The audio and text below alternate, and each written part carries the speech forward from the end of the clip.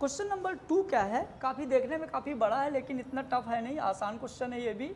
तो सबसे पहले वही तरीका है, अपना तरीका सेम है। अपना तरीका क्या है, सबसे पहले जब भी आपके एग्जाम में क्वेश्चन आए तो आपको सबसे पहले लिखना है गिवन, है ना। तो आ जाइए, क्या बेटा, a sample of drinking water was found to be similarly contaminated with chloroform, मतलब एक क्लोरोफॉर्म CaCl3, मतलब कि एक ड्रिंकिंग वाटर है, पीने वाला पानी है, उसमें थोड़ा बहुत क्लोरोफॉर्म है, suppose to be a carcinogen, कि ये मान के चलो कि क्लोरोफॉर्म एक कार्सिनोजन मटेरियल होता है जिससे कैंसर होने के चांस होते हैं। The level of contaminated was 15 ppm, जो इसका अमाउंट है ये 15 ppm है। 15 ppm एक कंसंट्रेशन ही होता है जिसको हम पार्ट्स पर मिलियन बोलते हैं, by mass, 15 ppm by mass. तो पहला क्वेश्चन क्या है यहाँ पे, express this percentage by mass. तो इसका आपको मास परसेंटेज कैलकुलेट करना है, बहुत आसान है। देंगे कि mass percentage of solute is equal to weight of solute upon total weight into 100। ये आ जाएगा आपका मास परसेंटेज का फार्मूला। क्लियर। अब देखिए, ये हो गया मास परसेंटेज का फार्मूला, बहुत आसान है। अब यहाँ पे देखिए, यदि ppm की बात करता है तो ppm मतलब क्या होता है, पहले इसको अपन समझेंगे एक बार, तभी ये समझ में आएगा। तो पहले चलो साइड में हम ये आपको समझाने के लिए, क्लियर। तो ppm होता है पार्ट्स पर मिलियन इक्वल टू होता है WA या wait of solute upon total weight of solution into 10⁶। तो यदि हम बात करें कि जो हमारा सॉल्यूशन होता है वो 10⁶ होता है, clear.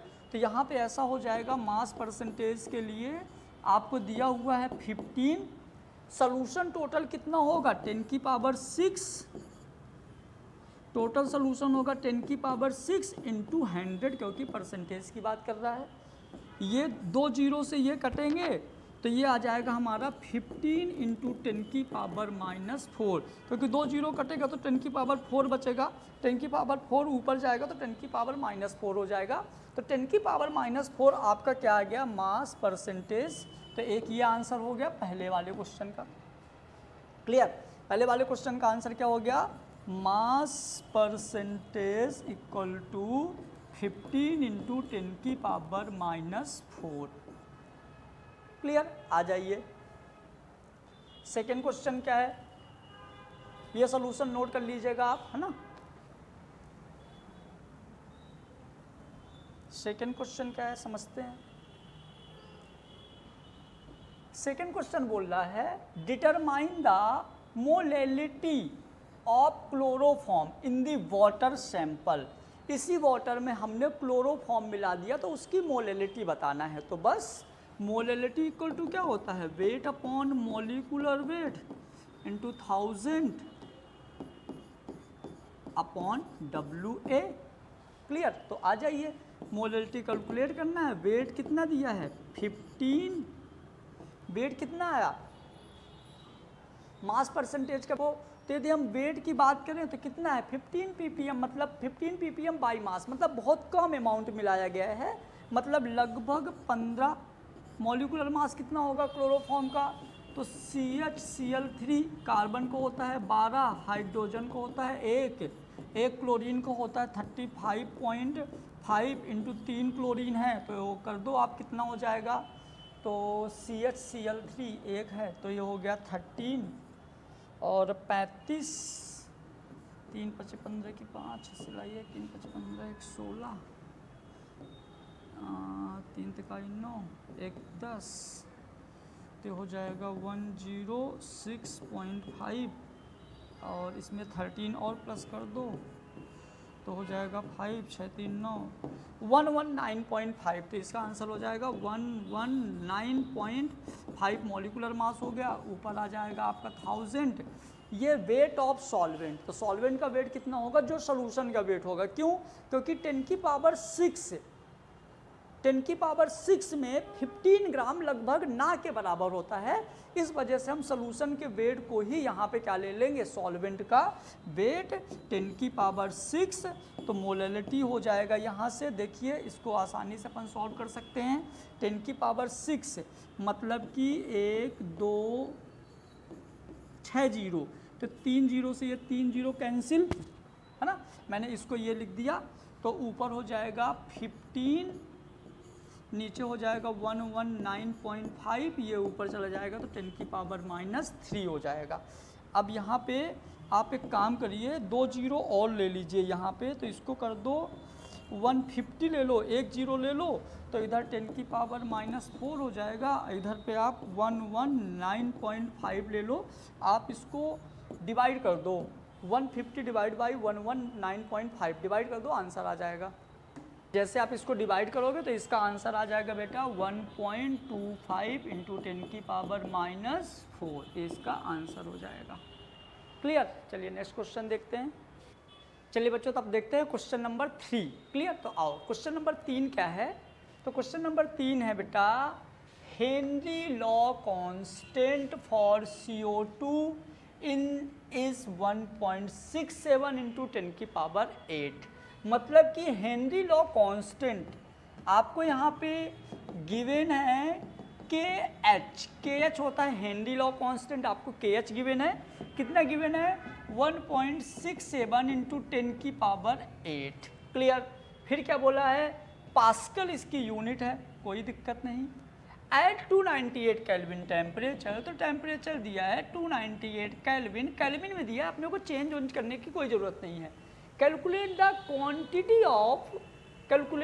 Quantity in 500 ml of soda water. इसकी क्वांटिटी मतलब कि ले दे के वेट कैलकुलेट करना है। क्या कैलकुलेट करना है? वेट कैलकुलेट करना है। Quantity in 500 ml of soda water, मतलब कि जो इसका वॉल्यूम है वो 500 ml है सोडा वाटर का।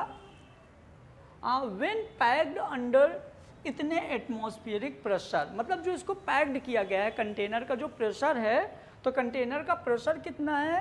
कंटेनर का प्रेशर है 2.5 ATM। क्लियर? अब यहाँ पे आपको कैलकुलेट क्या करना है? आपको यहाँ कैलकुलेट करना है बेटा अमाउंट। अमाउंट कैलकुलेट करने के लिए हम हेनरी ने क्या बताया था? हेनरी ने बताया था pressure is directly proportional to the mole fraction. Pressure is directly proportional to the mole fraction, किसके लिए? सॉल्यूट के लिए। मतलब pressure is directly proportional to XB, तो प्रेशर इक्वल टू कांस्टेंट आएगा तो KH इंटू XB। क्लियर? तो आइए अपन देखते हैं।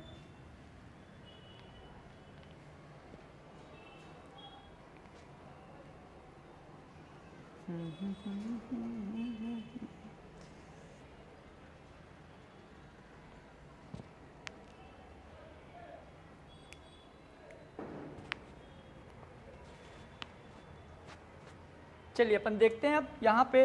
तो अपने को प्रेशर कितना गिवन है? प्रेशर दिया है 2.5 ATM। प्रेशर कितना दिया है? तो 2.5 ATM को आप पास्कल में कन्वर्ट करो, तो 2.5 ATM इंटू 10 की पावर 5 पास्कल। जब आप ATM को पास्कल में कन्वर्ट करते हो तो 10 की पावर 5 का इंटू करते हो, तो ये हो जाएगा, हम प्रेशर के जगह इसकी जगह क्या लिख दिए? 2.5 इंटू 10 की power 5 pascal. KH Henry constant कितना दिया है? 1.67 इंटू 10 की पावर 8, ये भी पास्कल में है, बढ़िया हो गया, इंटू मोल फ्रैक्शन किसका? सॉल्यूट मतलब CO2 का, CO2 का मोल फ्रैक्शन। ठीक है, तो XCO2 क्या हो जाएगा? 2.5 इंटू 10 की पावर 5 अपॉन 1.67 इंटू 10 की पावर 8। 10 की पावर 8 ऊपर जाएगा तो माइनस का हो जाएगा, तो हो जाएगा 2.5 इंटू 10 की पावर 5 इंटू 10 की पावर माइनस का 8 प्लस का 5 माइनस का 8 का, तो बचेगा माइनस का 3, नीचे 1.67 रहने दीजिए, तो हो जाएगा XCO2 इक्वल टू हो जाएगा 2.5 अपॉन 1.67 इंटू 10 की पावर माइनस का 3। 2.5 में 1.6 डिवाइड करो, कितना आएगा? जब आप 2 पॉइंट हुआ तो इसको लगभग आपका 1.5 के अप्रोक्स आएगा, तो XCO2 आ जाएगा 1.5 इंटू 10 की पावर -3। ये आ गया आपका मोल फ्रैक्शन किसका, CO2 का मोल फ्रैक्शन आ गया। क्लियर, आप नोट करते चलेंगे साथ में। अब यदि हम बात करें कि जो CO2 का मोल फ्रैक्शन आया है, बट अपने को CO2 का अमाउंट कैलकुलेट करना है। क्या करना है, अमाउंट कैलकुलेट करना है। तो बहुत आसान हो जाएगा। क्या हो जाएगा, CO2 मतलब यहाँ पे हो जाएगा आपका NCO2 upon NCO2 plus NH2O। Clear, जिसका मोल फ्रैक्शन कैलकुलेट करना है उसका मोल अपॉन टोटल मोल, उसका मोल अपॉन टोटल मोल।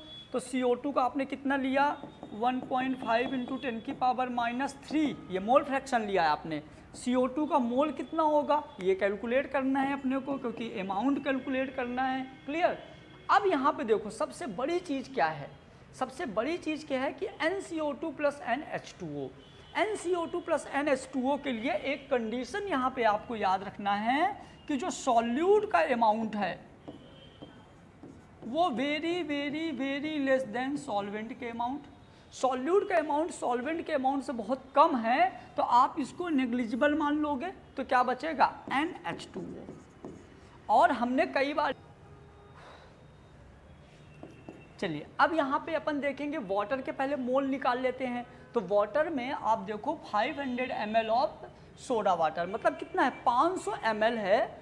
तो मोल क्या होता है, weight upon molecular weight. Weight कितना है, वेट इसका है वेट, क्योंकि वाटर की डेंसिटी 1 होती है तो वाटर के लिए वेट और वॉल्यूम सेम होता है।